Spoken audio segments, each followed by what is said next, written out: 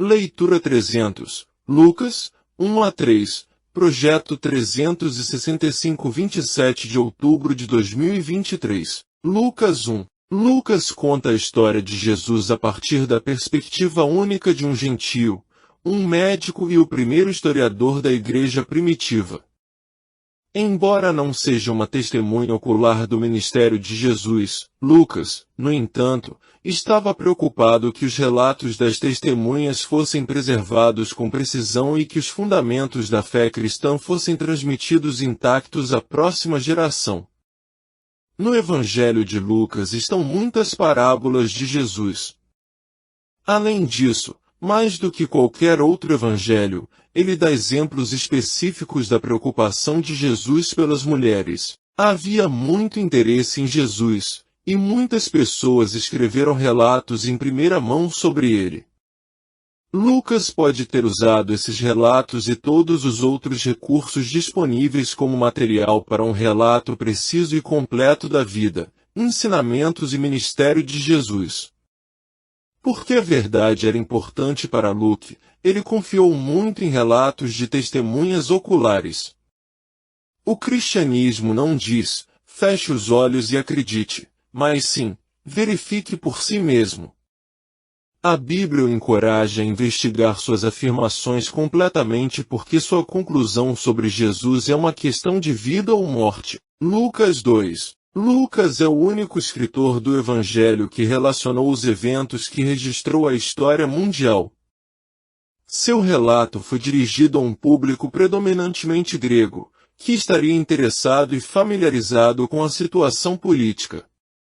A Palestina estava sob o domínio do Império Romano com César Augusto, o primeiro imperador romano, no comando. Os governantes romanos, considerados como deuses, contrastavam com o pequenino bebê em uma manjedoura que era verdadeiramente Deus em carne. Um censo romano, registro, foi realizado para ajudar no recrutamento militar ou na coleta de impostos. Os judeus não eram obrigados a servir no exército romano, mas não podiam evitar o pagamento de impostos. O decreto de Augusto saiu no tempo perfeito de Deus e de acordo com o plano perfeito de Deus para trazer seu filho ao mundo. Os romanos governavam o mundo civilizado naquela época. Em contraste, Joseph controlava muito pouco. Contra seu melhor julgamento e convicções políticas, ele cumpriu a ordem romana de fazer uma longa viagem apenas para pagar seus impostos.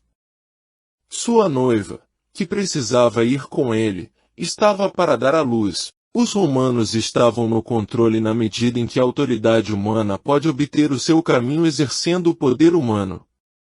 Mas os romanos não reconheceram suas limitações. Na realidade, Deus controla o mundo. Em todos os tempos e lugares, ele realiza sua vontade. Por decreto do imperador Augusto, Jesus nasceu na mesma cidade profetizada para seu nascimento, embora seus pais não morassem lá. José e Maria eram ambos descendentes de Davi. O Antigo Testamento está repleto de profecias de que o Messias nasceria na linhagem real de Davi. Roma fez o decreto, exatamente como Deus pretendia. Em Lucas 3, 1 a 6 lemos que João Batista começou o seu ministério no deserto próximo ao Jordão.